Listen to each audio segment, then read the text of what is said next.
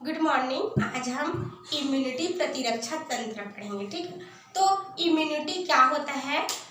रोगों से लड़ने की क्षमता होती है। ठीक है, जैसे कि कोई भी सूक्ष्म जीव, विषाणु, जीवाणु, ईस्ट या फफूंद है ना, ये सब क्या है? सूक्ष्म जीव है।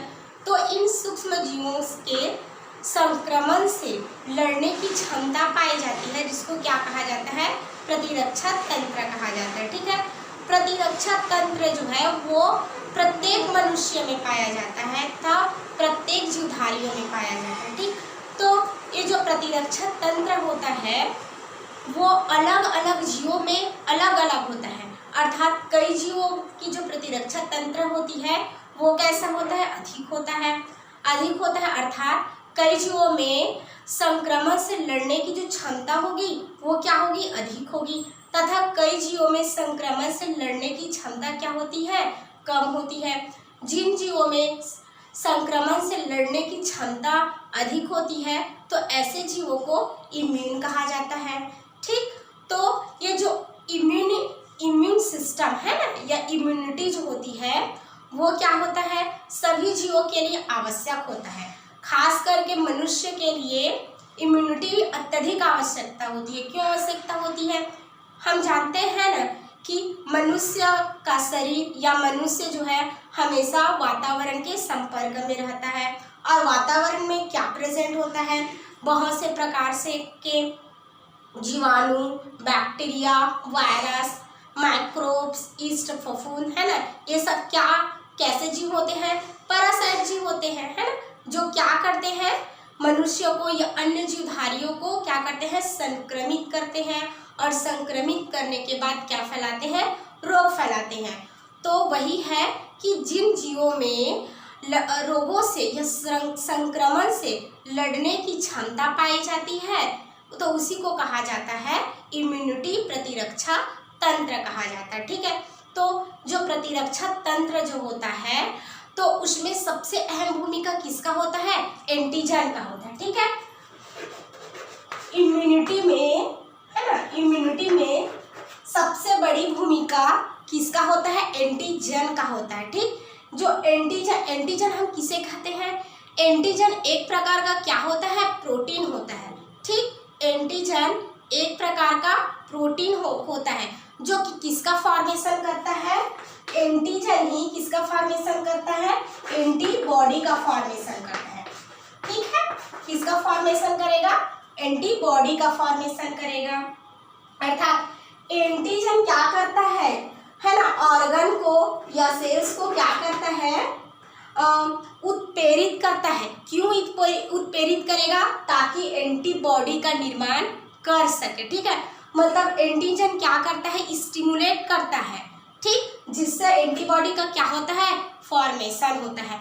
और यही एंटीबॉडी जो होता है वो क्या करता है? मनुष्यों को या जीवधारियों को क्या प्रदान करता है? इम्यूनिटी प्रदान करता है। ठीक है, प्रत्येक जीवधारी में या प्रत्येक मनुष्य में एंटीबॉडी प्रेजेंट होता है जो कि रोगों से या इन्फेक्शन से लड़ने की इसमें एंटीबॉडी में क्या होता है? क्षमता पाई जाती है। और प्रत्येक जीवधारी या प्रत्येक जो मनुष्य जो होता है उनमें जो एंटीबॉडी होता है वो भी कैसा होता है? कई मनुष्यों का एंटीबॉडी जो होता है कैसे होगा? उसमें अत्यधिक एंटीबॉडी बनेगी जिससे वो क्या करता है? अत्यधिक इम्यूनिटी क्या करता है? प्रोवाइड करता है। और कई ऐसे मनुष्य होते हैं या ऐसे जीवधारी होते हैं जिनमें कम मात्रा में एंटीबॉडी पाया जाता है और वो कैसे करेगा? फिर एंटीबॉडी कम प्रदान करेगी, है ना, जिसके हम जानते हैं कि कई ऐसे लोग होते हैं जिनमें रोगों से मतलब नॉर्मल जो सर्दी जुकाम होता है उनसे लड़ने की उनमें क्षमता कम पाई जाती है। क्यों कम पाई जाती है? क्योंकि उनकी इम्यूनिटी जो होती है वो कैसी होती है? कम होती है। क्यों कम होगी? क्योंकि उसमें जो एंटीबॉडी होता है उसकी संख्या कैसी होती है? कम होती है। ठीक, या ऐसे भी बोल सकते हैं उनकी जो एंटीबॉडी जो होती है वो कैसी होती है? वीक होती है। ठीक, जिसके कारण उसकी इम्यूनिटी जो होती है वो कम हो जाती है।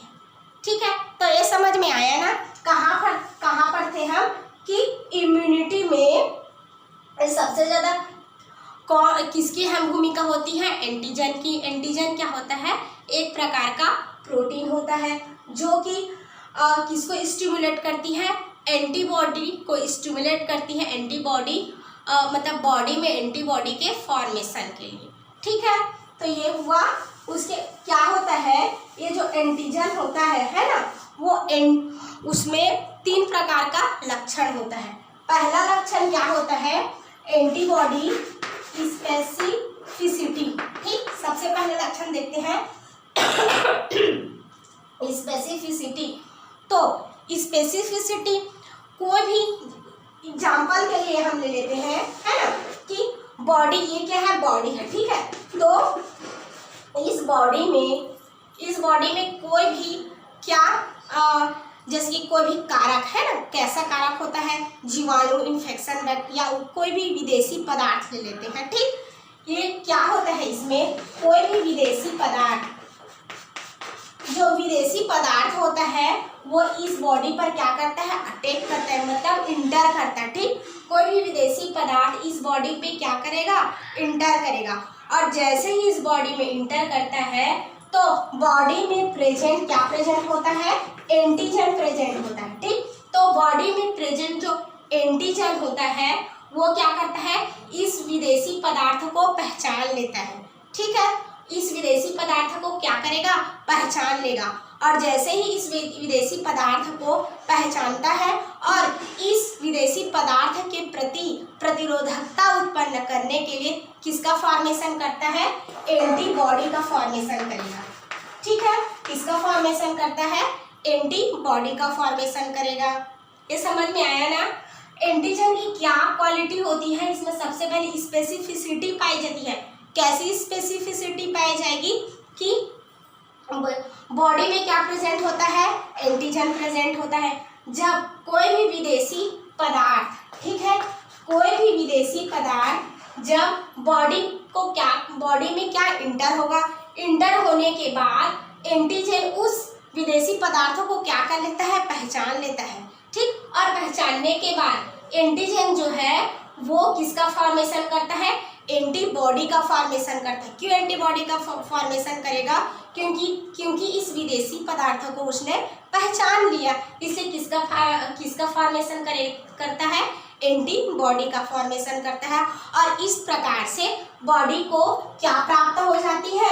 इम्यूनिटी प्राप्त हो जाती है। ठीक है, अर्थात बॉडी की क्या हो जाती है? प्रतिरक्षा हो जाती है।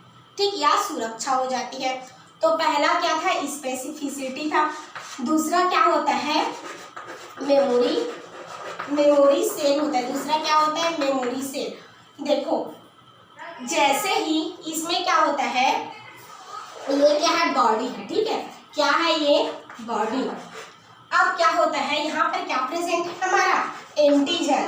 क्या प्रेजेंट है बॉडी में? एंटीजन प्रेजेंट है। ठीक, तो क्या होता है, जैसे ही कोई भी विदेशी पदार्थ, ठीक है, विदेशी पदार्थ क्या होता है? इस बॉडी में इंटर करता है। ठीक, जैसे ही इस बॉडी में इंटर करेगा तो जो एंटीजन होता है वो इस विदेशी पदार्थ के साथ क्या करता है? क्रिया करता है। ठीक है, इस विदेशी पदार्थ के साथ क्या करता है? वो क्रिया करता है। और यहाँ पर बॉडी में और क्या प्रेजेंट होता है? लिम्फोसाइट प्रेजेंट होता है। क्या प्रेजेंट होता है? लिम्फोसाइट। ये जो लिम्फोसाइट होता है ना, ये किसका फॉर्मेशन करता है? मेमोरी सेल का फॉर्मेशन करता है। ठीक, किसका फॉर्मेशन करेगा? मेमोरी सेल का फॉर्मेशन करेगा। और ये जो मेमोरी सेल होता है वो किसका फॉर्मेशन करता है? एंटीबॉडी का फॉर्मेशन करेगा। ठीक, मेमोरी सेल किसका फॉर्मेशन करता है? एंटीबॉडी का फॉर्मेशन करता है। और इस प्रकार से इस जो बॉडी होता है ना, उसका क्या प्राप्त होता है? उसको एंटीबॉडी प्राप्त होता है। और क्या प्राप्त होता है? इस प्रकार से इम्यूनिटी प्राप्त हो जाती है इसको। ठीक है, तो मेमोरी सेल क्या करता है? देखो, बॉडी में पहले से क्या विद्यमान है? एंटीजन विद्यमान है। जैसे ही कोई बाह्य पदार्थ जो होता है इस बॉडी पे अटैक करता है, प्रवेश करता है, तो बॉडी में प्रेजेंट एंटीजन जो होता है वो इसके साथ क्या करेगा, क्रिया करेगा। और बॉडी में प्रेजेंट जो लिम्फोसाइट होता है, मतलब लिम्फोसाइट जो होता है वो किसका फॉर्मेशन करता है, मेमोरी सेल का फॉर्मेशन करेगा। ये मेमोरी जो सेल होता है किसका फॉर्मेशन करता है, एंटीबॉडी का फॉर्मेशन करेगा। और जैसे ही एंटीबॉडी का फॉर्मेशन होता है तो एंटीबॉडी जो होता है वो क्या करता है, बॉडी को प्रोटेक्ट करता है। क्यों, किसके लिए प्रोटेक्ट करता है, इस विदेश मतलब किसके विरुद्ध प्रोटेक्ट करेगा, इस विदेशी पदार्थ के विरुद्ध बॉडी को क्या करता है, ये प्रोटेक्ट करता है। ठीक है, इस प्रकार से क्या प्राप्त हो जाती है, इम्यूनिटी प्राप्त हो जाती है। ठीक है, और अब तीसरा क्या देखते हैं हम, रिकॉग्नाइज। क्या देखेंगे, तीसरा लक्षण होता है रिकॉग्नाइज। जैसा भी हो सकते, इसको चल लिख लेते हैं, रिकॉग्नाइजेशन। ठीक है, तो एंटीजन होता है उसमें, और कौन सा लक्षण होता है इसमें, रिकॉग्नाइजेशन की क्या पाई जाती है, क्षमता पाई जाती है ना। ये क्या है, हमारा बॉडी। ठीक है, बॉडी में बहुत सारे क्या पाए जाते हैं, बहुत सारे पदार्थ पाए जाते हैं ना, बहुत सारे क्या पाया जाता है, सेल्स पाया जाता है ना। तो क्या होता है, ये जो एंटीजन होता है वो विदेशी पदार्थ को तथा स्वयं के पदार्थ को ये क्या करता है, पहचानता है। ठीक है, इसका क्या, रिकॉग्नाइजेशन की एंटीजन में क्या पाई जाती है, क्षमता पाई जाती है।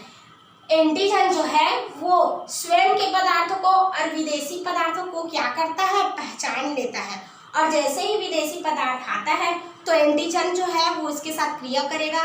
क्रिया करने के बाद क्या होगा, क्रिया करने के बाद वही लिम्फोसाइट जो होता है मेमोरी सेल का फॉर्मेशन करेगा।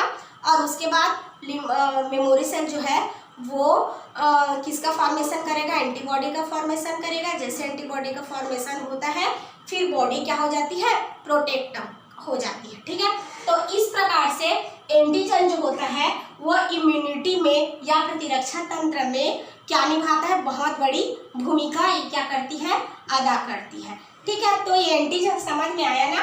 अब उसके बाद क्या देखते हैं हम, एंटीजन के प्रकार। क्या देखेंगे, एंटीजन के प्रकार देखते हैं। तो एंटीजन जो होता है, क्या देखेंगे हम, इम्यूनिटी के प्रकार देखते हैं। ठीक है, इम्यूनिटी कितने प्रकार की होती है, 2 प्रकार की होती है। पहला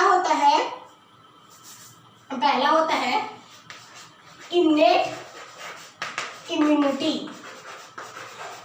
ठीक है, पहला होता है इन्नेट इम्यूनिटी और दूसरा क्या होता है, एक्वायर्ड या इसको और क्या कहा जाता है, एडाप्टिव इम्यूनिटी। ठीक है, तो इम्यूनिटी कितने प्रकार की होती है, 2 प्रकार की होती है। एक क्या होता है, इन्नेट इम्यूनिटी होता है और दूसरा क्या होता है, एडाप्टिव इम्यूनिटी होता है। ठीक है, तो सबसे पहले हम क्या देखते हैं, इन्नेट इम्यूनिटी देखते हैं। तो इन्नेट इम्यूनिटी अर्थात ऐसा इम्यूनिटी या ऐसा प्रतिरक्षा तंत्र जो कि जीवों में जन्म से पहले विद्यमान होता है ना, मतलब जन्मजात विद्यमान होता है, उसको क्या कहेंगे हम, इन्नेट इम्यूनिटी कहेंगे। ऐसे इम्यूनिटी जो कि जीवों में पहले से विद्यमान होता है, मतलब जन्मजात विद्यमान होता है, उसको कहते हैं हम इन्नेट इम्यूनिटी कहेंगे। तो इन्नेट इम्यूनिटी कैसे होता है, जैसे कि है ना, आँख में क्या पाया जाता है, अश्रु ग्लैंड पाया जाता है। ठीक है, आंखों में क्या पाया जाता है, अश्रु ग्लैंड पाया जाता है। ये जो अश्रु ग्लैंड होता है वो किसका सिक्रेशन करता है, आंसुओं का सिक्रेशन करता है ना। और आंसुओं को जैसे सिक्रेशन करता है तो इससे क्या होती है, आंख जो होती है वो साफ हो जाती है। इससे क्या होता है, आंख जो होती है वो साफ हो जाती है और इससे आँख का ये क्या करता है, प्रोटेक्शन करता है। कौन करता है, अश्रु ग्लैंड। ठीक है, दूसरा क्या देखते हैं हम, आमाशय में क्या पाया जाता है, आमाशय में क्या पाया जाएगा, HCl पाया जाता है और कुछ एंजाइम पाया जाता है। ठीक है, आमाशय में क्या पाया जाता है, HCl पाया जाता है तथा एंजाइम्स पाया जाता है। ये HCl तथा जो एंजाइम्स होता है वो भोजन में आए हुए जो माइक्रोब्स होता है, सूक्ष्म जीव, उन जीवों को क्या कर लेती है, ये नष्ट कर देती है। ठीक है, तो इस प्रकार से क्या पाया जाता है, इस इन्नेट इम्यूनिटी होती है जो कि सेल्स में है ना या बॉडी में पहले से क्या होती है, विद्यमान होती है। मतलब ऐसा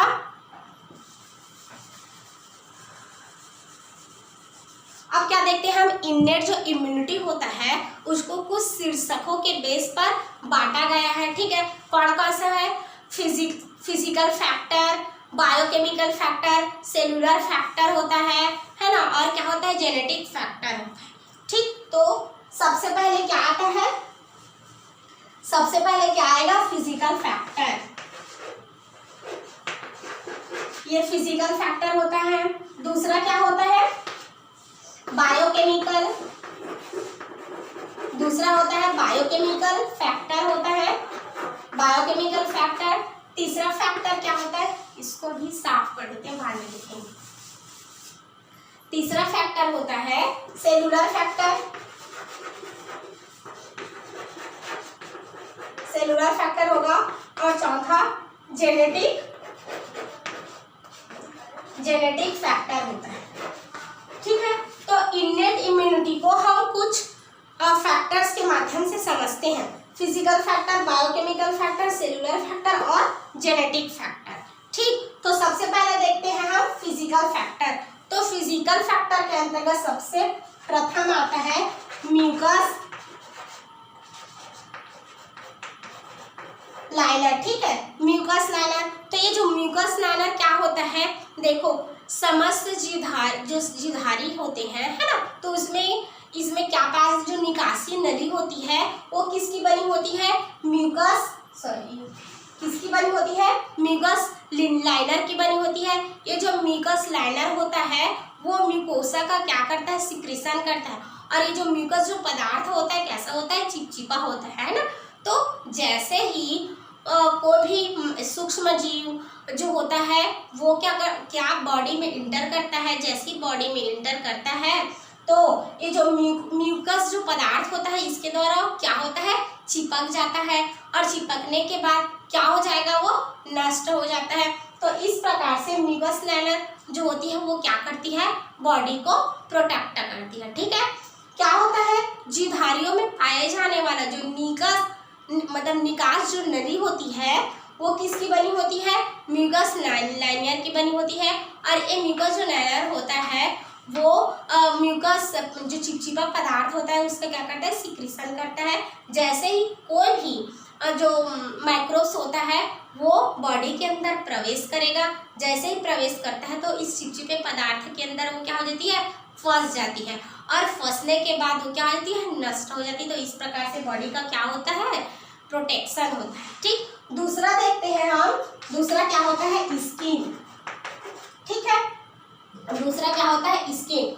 तो स्किन मनुष्यों का या जीवधारियों का जो स्किन होता है वो कैसा होता है, बाह्य परत होती है। ठीक, जिसमें क्या प्रेजेंट होता है, स्ट्रेटम कार्नियम प्रेजेंट होता है।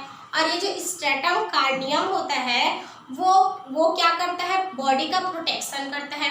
कैसे बॉडी का प्रोटेक्शन करेगा, कोई भी सूक्ष्म जीव जो है वो यदि स्किन को पेनिट्रेट करने की कोशिश करता है तो ये जो स्ट्रेटम जो कार्नियम स्ट्रेटम होता है वो क्या करता है, उसको नष्ट कर देती है। ठीक है, तो इस प्रकार से स्किन जो होता है वो क्या होगा, प्रोटेक्ट हो जाता है।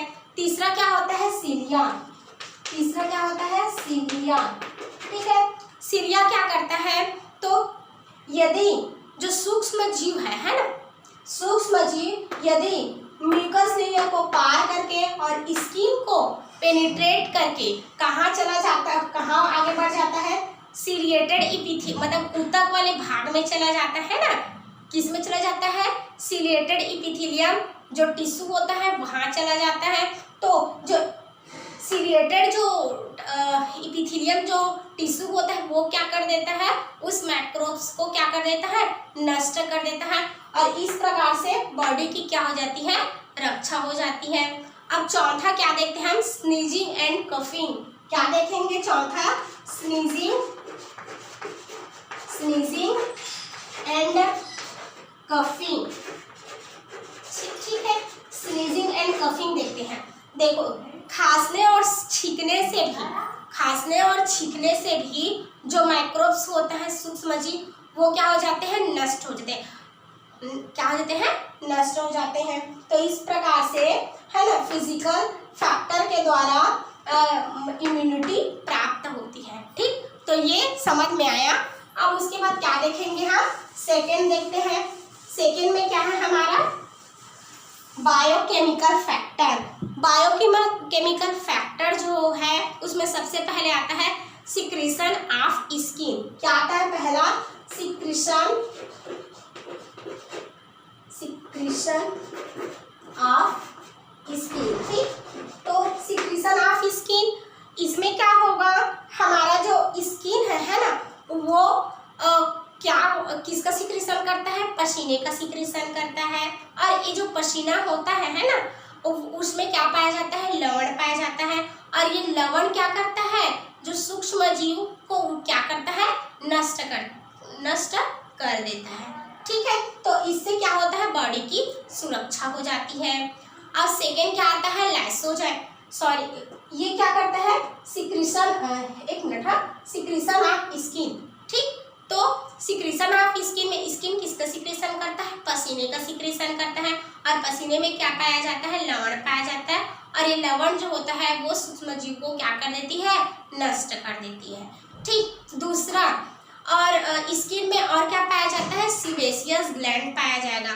ये जो सीबेशियस ग्लैंड होता है वो कैसी, एक तेली ग्रंथि होती है। ठीक है, जो कि किसका सिक्रीशन करता है, तेल का सिक्रीशन करता है, तेली पदार्थ का सिक्रीशन करता है। और इस तेली पदार्थ में क्या क्या पाया जाता है, वसा पाया जाता है और एसिडिक एसिड होता है ना, जो कि किसका फॉर्मेशन जो कि किसको नष्ट कर देता है, सूक्ष्म जीवों को नष्ट कर देता है। ठीक है, तो ये समझ में आया ना, सिक्रीशन ऑफ स्किन। दूसरा होता है लाइसोजाइम। दूसरा क्या होता है, दूसरा लाइसोजाइम जो होता है एक प्रकार का क्या होता है, एंजाइम होता है। ठीक है, लाइसोजाइम मनुष्यों में पाया जाने वाला क्या होता है, एंजाइम होता है।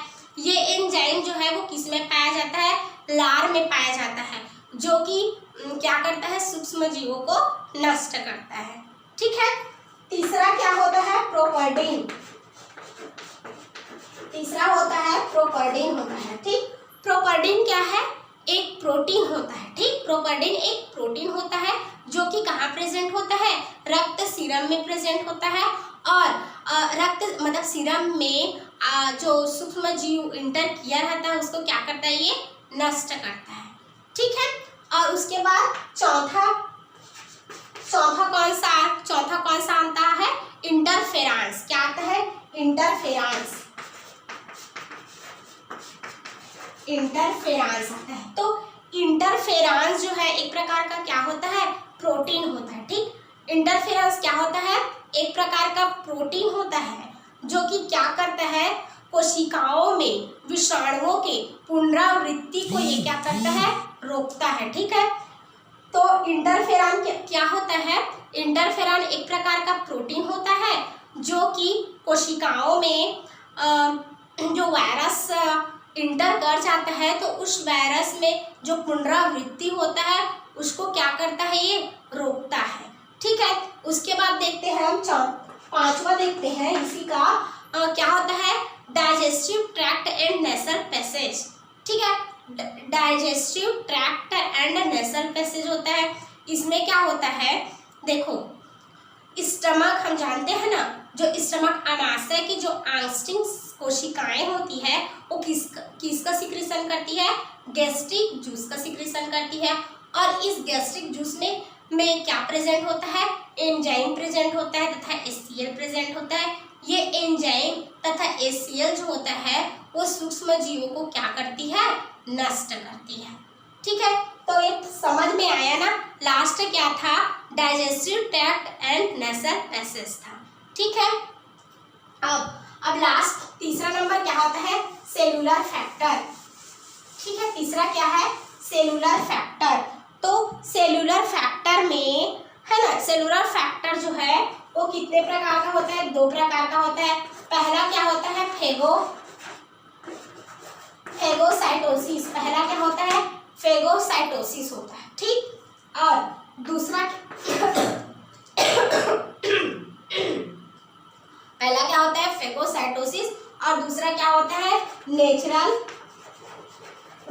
नेचुरल किलर सेल होता है, ठीक है। तो फेगोसाइटोसिस में कैसे बॉडी को ये प्रोटेक्ट करता है, ये क्या करता है, सूक्ष्म जीवों को क्या करता है, भक्षण करता है। फेगोसाइटोसिस क्रिया ऐसी क्रिया होती है जिसमें क्या होगा, फेगोसाइटोसिस ऐसी क्रिया होती है जिसमें क्या होता है, जो किसका ये भक्षण करता है, सूक्ष्म जीवों को क्या करता है, ये भक्षण करता है, ठीक। अब फेगोसाइटोसिस के अंतर्गत क्या क्या आता है, पहला आता है माइक्रोफेजेस आता है, और दूसरा क्या आता है, मैक्रोफेजेस आता है, ठीक है। तो पहला क्या देखते हैं, माइक्रोफेजेस देखते हैं। क्या देखते हैं, पहला माइक्रोफेजेस। हाँ, तो पहला क्या देखते हैं आप, माइक्रोफेजेस देखते हैं।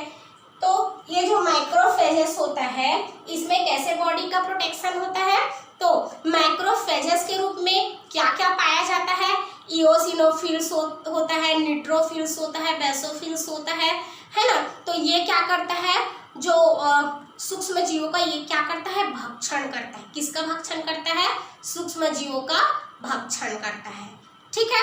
उसके बाद क्या देखते हैं, मैक्रोफेजेस देखते हैं, ठीक। मैक्रोफेजेस, तो मैक्रोफेजेस के अंतर्गत क्या आता है, मोनोसाइट्स आता है, ठीक। क्या आएगा, मोनोसाइट्स आता है।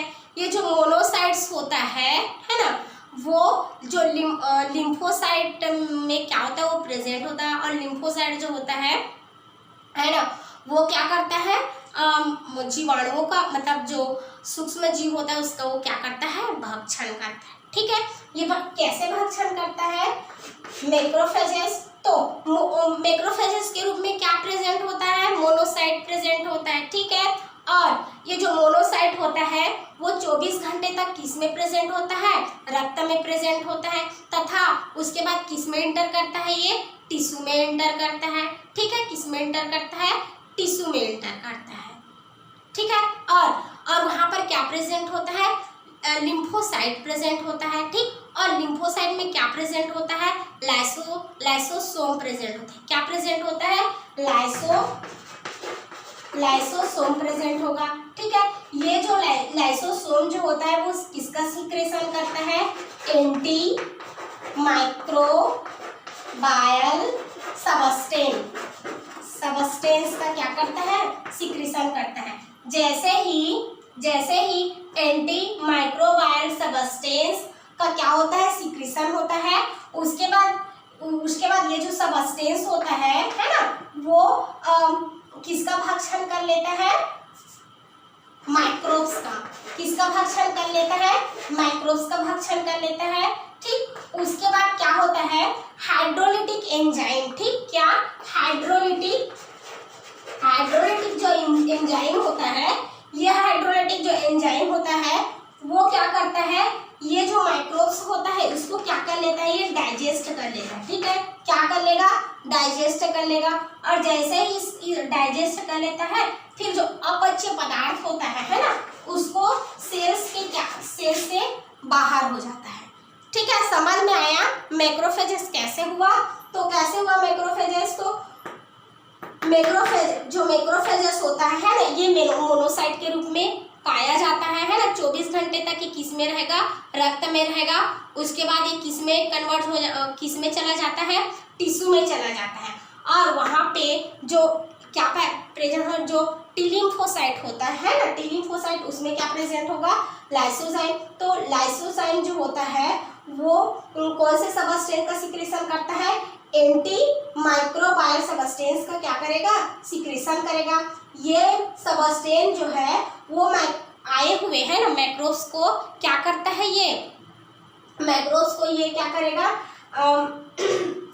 डिस्ट्रॉय कर देता है, ठीक है, मतलब भक्षण कर लेता है उसका। उसके बाद क्या होता है, हाइड्रोलाइटिक एंजाइम जो होता है वो क्या करता है, माइक्रोब्स का डाइजेशन कर लेता है। फिर जो अपच्य जो पदार्थ होता है वो सेल्स के द्वारा बाहर चला जाता है, ठीक है। अब उसके बाद क्या देखेंगे हम, ये लास्ट बचा है नेचुरल किलर सेल। तो नेचुरल किलर सेल को और कौन सा सेल कहा जाता है, एनके सेल भी कहा जाता है। कौन सा सेल कहा जाता है, एनके सेल कहा जाता है, ठीक। ये नेचुरल किलर जो सेल होता है ये क्या करता है, जो ट्यूमर सेल है ना, ट्यूमर सेल या वायरस के द्वारा जो संक्रमित सेल्स होता है उसका ये क्या करती है, भक्षण करती है, ठीक। किलर सेल क्या करता है, ट्यूमर सेल तथा वायरस से संक्रमित सेल होता है उसका क्या करता है, ये भक्षण करता है। तो ये हमारा सेलुलर फैक्टर जो है वो समाप्त हुआ। अब इन्नेट इम्यूनिटी में लास्ट क्या बचा, जेनेटिक फैक्टर बचा, ठीक। क्या बचा, लास्ट जेनेटिक फैक्टर बचा। इसके अंतर्गत क्या आता है, स्पेसिफिक इम्यूनिटी। क्या आता है, पहला स्पेसिफिक इम्यूनिटी, ठीक है। तो स्पेसिफिक जो इम्यूनिटी होती है वो मतलब समस्त जीवों में कैसा होता है, अलग अलग होता है। मतलब एक ही जाति के जीवों में इम्यूनिटी कैसी होती है, अलग अलग होता है। कैसे अलग अलग होगा, जैसे कि सर्दी जुकाम खांसी है ना, सर्दी जुकाम खांसी जो है वो सिर्फ मतलब किस में होता है, सिर्फ मनुष्यों में होता है, लेकिन डॉग्स में इनका कोई असर नहीं होता, ठीक है। और उदाहरण के लिए और क्या ले लेते हैं हम, सिफिलिस जो होता है सिर्फ मनुष्यों में होता है, ठीक है, और बाकी जीव जंतुओं में नहीं होता। जैसे कि टाइफाइड ज्वर है, खसरा है ना, ये सब मनुष्यों में होता है, लेकिन मुर्गी और चूहों में इनका कोई असर नहीं होता, ठीक है। तो ये समझ हमें आया ना, स्पेसिफिक इम्यूनिटी। दूसरा क्या होता है, इंडिविजुअल इम्यूनिटी। दूसरा क्या होता है, इंडिविजुअल इम्यूनिटी,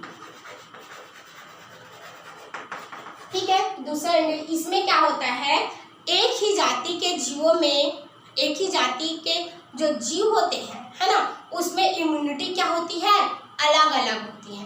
कैसे अलग अलग होगी, देखो जो अमेरिका के जो गोरे लोग होते हैं ना, अमेरिका के जो गोरे लोग हैं उनमें जो तपेदिक रोग होता है वो नहीं होता, लेकिन अफ्रीका के जो काले लोग होते हैं, काले लोग, उनमें ये तपेदिक जो बीमारी होती है वो हो जाती है, ठीक है। तो ये क्या था, इसका उदाहरण था, ठीक है। उसके बाद देखते हैं हम तीसरा, देखते हैं इसी का,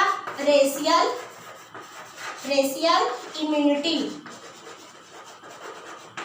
रेशियल इम्यूनिटी, तो ये रेशियल इम्यूनिटी क्या होता है, इसमें क्या होगा, एक ही जाति के जो वर्ग के जो जीव होते हैं उनमें जो प्रतिरोधकता मतलब इम्यूनिटी जो होती है वो क्या होती है, उसमें भी विभिन्नता पाई जाती है, ठीक है। एक ही जाति के जीवों के वर्ग में भी क्या पाई जाती है, प्रतिरोधकता में क्या पाई जाती है, विभिन्नता पाई जाती है, ठीक है। तो ये क्या था हमारा, ये भी कंप्लीट जेनेटिक है ना, जेनेटिक फैक्टर भी कंप्लीट हुआ, ठीक। उसके बाद क्या देखते हैं हम, ये कंप्लीट हुआ।